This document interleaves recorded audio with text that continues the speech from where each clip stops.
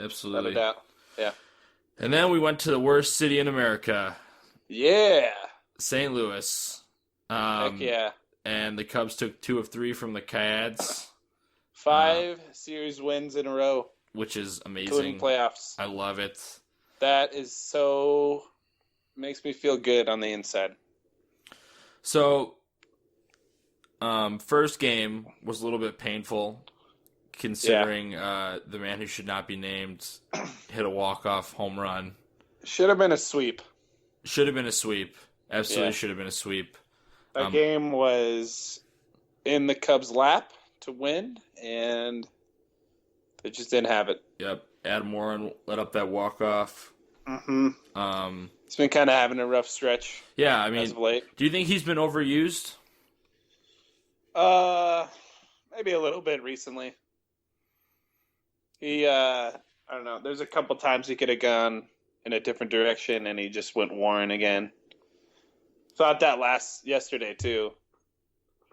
When he gave a 3-run bomb to Holiday. Yeah, but that 3-run bomb shouldn't have happened because Tommy LaStella should have thrown him out of That first. is true. Tommy LaStella had a very rough. And it wasn't it was unearned, the runs. So okay. Sure, he hung one, and actually Holiday just hit that ball really well, drove it oppo. They have good hitters on that team. They have the most runs in the NL. It's true, which is weird to think about. Which is weird. They have a good lineup. They do. And so that first game, walk-off homer, and then the second game was just amazing. Jason Hamill helping out his own cause, along with many others, and they went on to win 12-3.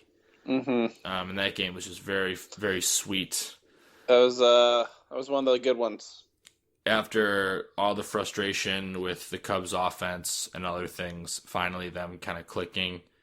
I have a weird thought here, but I wonder what the Cubs' record is when a pitcher has an RBI. They're probably like 8-0 or something. That's interesting. I'm going to look that up today.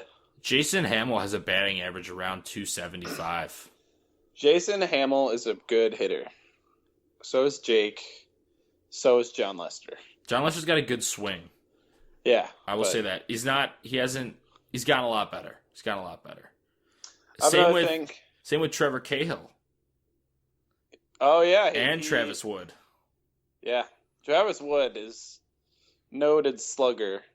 Cahill, not as much. But, yeah. Yeah, what were you going to say? They got some good hitters. I was going to talk about the bunts. Talk about the bunts. The bunts have been, I'm not sure what Joe's been up to recently, but he's been bunting a lot. I don't know if you've noticed that. Yeah, I have. I noticed last night Dexter Fowler bunting with a man on first and second. He's been doing that like inexcusable, using a 300 hitter to bunt stuff. Absolutely cannot happen. I don't understand that. I'm not a fan of that. With no outs as well.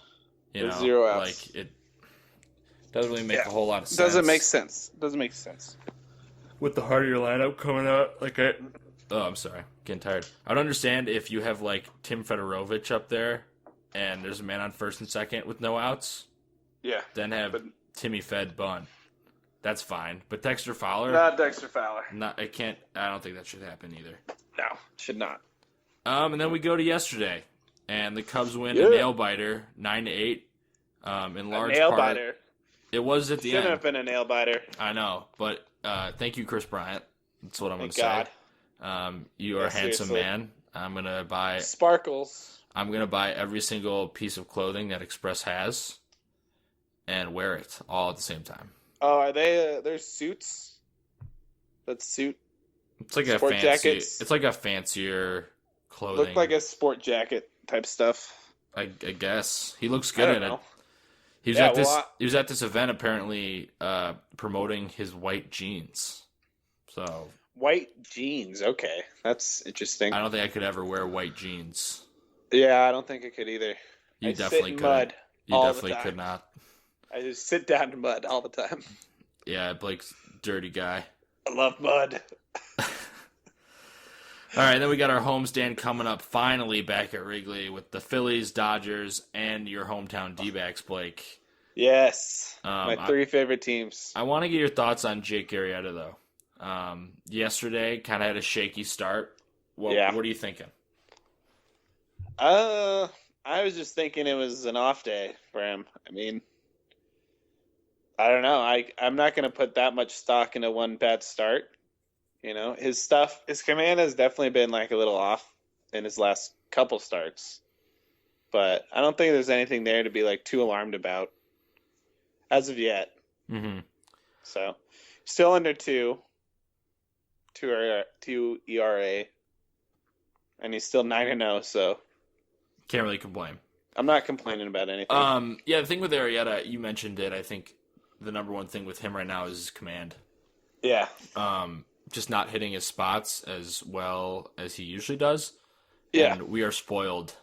So Exactly. I thought it was hilarious yesterday how Jake had a bad start and the Cubs still like put up 9 runs and won the game. He's had some great run support. He really has. He gets like 6 runs every time he starts. John Lester wants that run support. If John Lester had that run support, he'd be like 14-0, even though he's only pitched like 10 games. I think he's 2-3 or 3-2 as of now. God, yeah, get John some run support. So, well, he pitches tomorrow, and hopefully the Cubs it's can off jump day on today, the right? off day today. Okay. And tomorrow I'll be following along via Gamecast. Wow. I know. I'm moving into that. I've been having to listen on the radio. Really? Did you get the MLB audio thing? Yeah, I've just been listening to Pat and Ron Coomer. I'll probably do that as well. It's not bad. I can't see. Pat's great. I'll say Pat's Pat great. is great. Pat is fantastic. Ron Coomer, not as much. Nope. Just skip the 5th inning. Yeah. Or listen to the away broadcast. Were you listening yesterday? Yeah, I was. Okay, apparently people on Twitter were complaining about how when Tommy LaStella made that diving play at third, no one knew what the heck happened. Yeah, and not even if they got out of the inning. He was like, he said like Tommy LaStella dives, and then like he didn't really say anything after that. Like he just kind of like let us hang in. We didn't know what was going on. The Coom dog. I don't know why they insist on having him do the 5th inning. I have no idea why. Should just switch places with Len. Len should come over and do an inning of radio and then put Coomer next to JD and just have JD do the whole thing. Okay. Coomer on television? Well, I mean... that was a terrible idea, Drew. You're terrible. All right, whatever. Drew. That was a bad idea. All right. I'm just get Coomer out of my face. Do you have anything in regards to the NFL world or the Bears world? OTA starting up. OTA starting up. Kevin White is friends with Jay Cutler. Yeah, I heard they went to movies together or played baseball. They played baseball. He's like, apparently they've been playing a bunch of sports and hanging out. And yeah, I saw a video yesterday of Jay Cutler in high school playing basketball and football. Impressive stuff. Jay's an athlete. Yeah, man, he was dunking on everybody. You should watch that. Like, he was dunking on everybody. And he would return kicks in high school. No way, really? Yeah, he's like way faster than everyone else too. It was impressive. Well, he's a mobile quarterback. Yep, he's Jay Cutler, the mobile quarterback. That's his nickname. So for OTAs, yeah, that's his nickname. If you had to pick one player that kind of proves himself or stands out during some of these workouts, who would you pick? Like, who I want to have like a nice... Sure. Probably Kevin White, the guy who everyone's talking about. Because he's still pretty much... I mean, I guess you can call him a rookie. Because he hasn't played a game in the NFL yet. So, like, still... He needs to develop right now, you know? This is the time where he needs to start developing, so... I'd say Kevin White. I've been hearing a lot about Akeem Hicks. Yeah. And how he's just basically this unmovable force. He's been the guy... That signing has been kind of drowned out because we've just had so many other signings and things that have happened. But he was a very nice signing, and Yeah, like you said, he's going to be very useful in the center of that defensive line. Yeah, I'm looking forward to watching him go. Yes.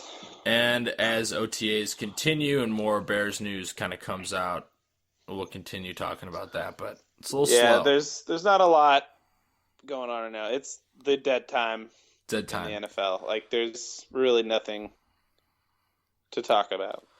Well, Blake, you want to talk about some Bulls? Because a lot of interesting things with the Bulls are going on I do want to talk about the currently. Bulls. Yeah, I know.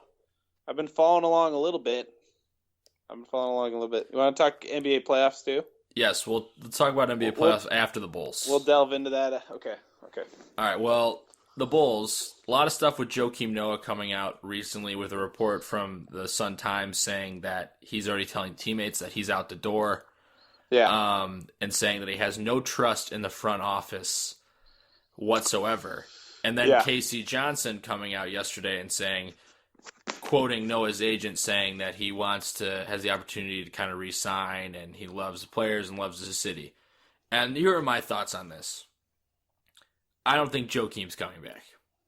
Yeah. And why would you? Mm-hmm. And I think that the quotes that Casey had is very credible. He's a great journalist. But I think when you're quoting an agent is always kind of going to like save face and say, oh, we're not closing off negotiations because there still could be money on the table. And so that's what I think he's doing. It's smart business. Yeah. So, and we know Cowley reported it, and he's not the most. Yeah, we know. Cowley, God. I know. I have a history with that guy. What did you do to Cowley? Well, he just hated Julius Peppers in his heyday on the Bears. He thought he was like not useful or something, and I got blocked him on Twitter and blah blah blah. So, oh man, but that guy sucks. That guy legitimately sucks. He's not the most credible, but he honestly, is a good journalist. This article kind of makes sense from when I read it. Journalist. He's telling teammates he's leaving already, and I don't think that's just BS. Even with the conflicting reports, and for him leaving, if I see him going anywhere else, it's either in Orlando, Atlanta, OKC, or even New York, because him and Melo are actually really good friends, which is strange. Do you remember him helping out in the recruiting for Carmelo and all that stuff? So he could end up there. But let's talk about the front office. Please. This has to be it for them this season. I thought last season was it for them. Well, it should have been, but it's not going to be. And I've heard reports saying that some of the players are viewing Fred Hoiberg as an extension of Gar Forman. So there's no respect there. And basically the front office has just been a mess. Even back to Thibodeau days, being like pairing up Thibodeau and the players versus the front office. It's always kind of been like that. Yeah.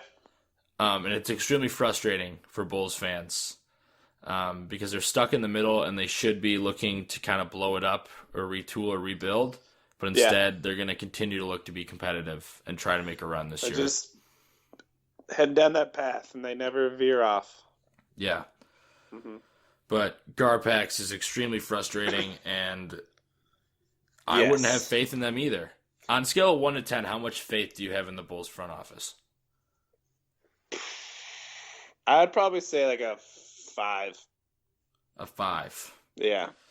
Yeah, I'm gonna go 3. I'd say 5 because I know they're capable of making good decisions, but half the time they do, half the time they don't. That type of thing. Yeah, I mean, it's just a mess right now. And I wrote a little bit about it. The fact that it's gotten to this point is very bad. Yeah, it's just like this doesn't really happen in a professional setting where no, it doesn't. And you have everybody like all over the NBA world being like, why would you go play in Chicago right now? Yeah, give me one good reason why you'd go play in Chicago. I'll give you one good reason. Fred Hoiberg. That's your one good reason? I was just joking. I know. I was going to say. I think they should fire the heck out of him. Out of the cannon. He probably back to Iowa. We probably will get canned if Gar and Pax get canned. Is that like a possibility of that happening I this don't know. summer? Ryan's not this